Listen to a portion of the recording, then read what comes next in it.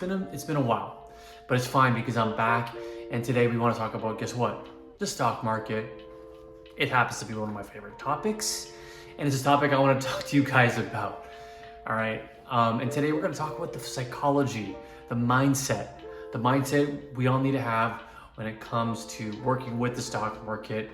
We're going to talk about, we're going to look at some charts, we're going to hang out, we're going to have a good time. Okay, we're gonna have a great time. What is the psychology of the stock market? Everyone thinks that the stock market is just buying stocks and bonds and the roller coaster of it going up and down. But really, it's the roller coaster of the mind, the brain, the cerebrum. Is that a word? Cerebrum. Check it out. It's the mastery of your mind when it comes to buying and selling in the stock market. What I want to say though is we are long-term investors here. So everything I'm going to be talking about today is in the principle of long-term investing. If you're a day trader, see you later. We're talking about long-term investing here today, and we will always be talking about long-term investing, primarily in things like the S&P 500. And so when you guys are buying and selling on the market today, does it feel something like this? Let's pull up a chart. Does it kind of feel like, okay, when you first enter that trade, there's a lot of excitement and thrill. You feel excited about the trade, super excited. And then usually like that trade hits a peak and you're like, sweet, like I made it. Like that trade, like it was, I confirmed to myself that I did the right thing. But then it starts going the wrong way. You start seeing the trade go downwards and you're like, whoa, like what's happening? Like you start becoming in denial. You start getting fear and anxiety, like depression, you start beating yourself up. And then maybe like nearing the bottom, you start like wanting to sell, and maybe you do sell.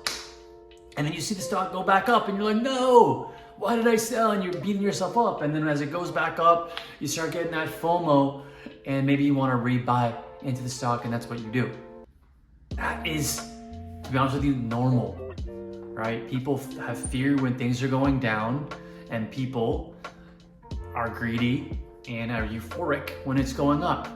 All of those feelings aren't very good for us as investors. Why? Because we let our mind dictate what is happening and our feelings and our emotions about what's going on with investing. When in reality, we should be mindless. We should just be logical. It's math, right? You want to buy low and sell high. Simple enough, but it's very difficult. This is intertwined by what's called cognitive bias. I know it's a big word. I have to look it up myself. But cognitive biases are things like overconfidence or risk aversion or a confirmation bias, where you're telling yourself, yeah, I made the right move. This was the right move. That's not always good, because you're convincing yourself of things that might not be true.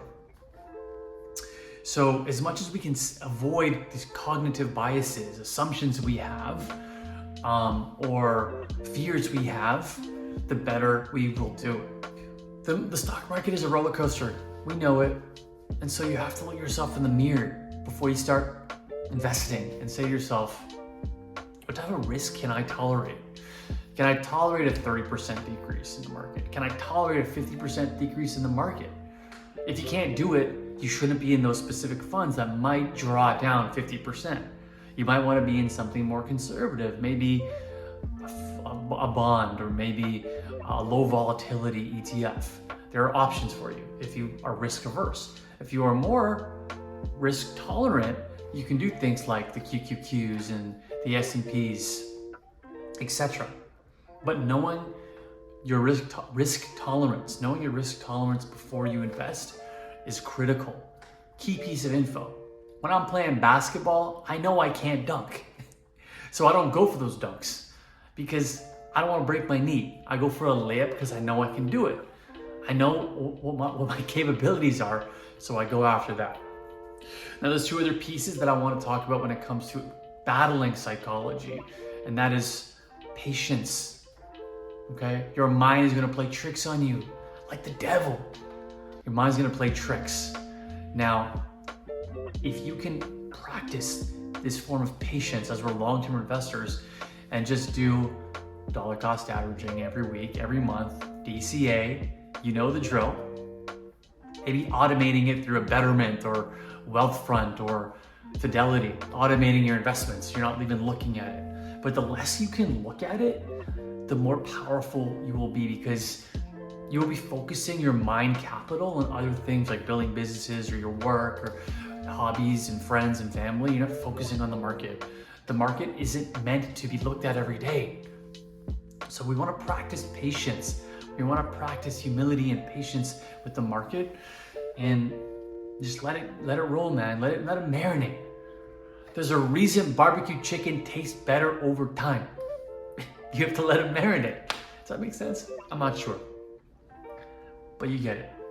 Of course, you can mitigate your risks by diversifying, ensuring you're not in high risk stocks, ensuring you're diversified by utilizing ETFs, both like US ETFs, worldwide ETFs. We're gonna do a video on that separately, but just more diversification means you won't have big drawdowns and big volatility, which is what we're looking for. But at the end of the day, there will still be some volatility when investing. It is always a risk. I hope you enjoyed this today. I hope it was insightful. I hope you had fun. If you did, maybe subscribe to me. Give me a shot. Give me a chance. We're on this journey together. We're long-term investors together. Stay mindless, Mr. Miyagi. Hope you have a great day. All the best. Cheers.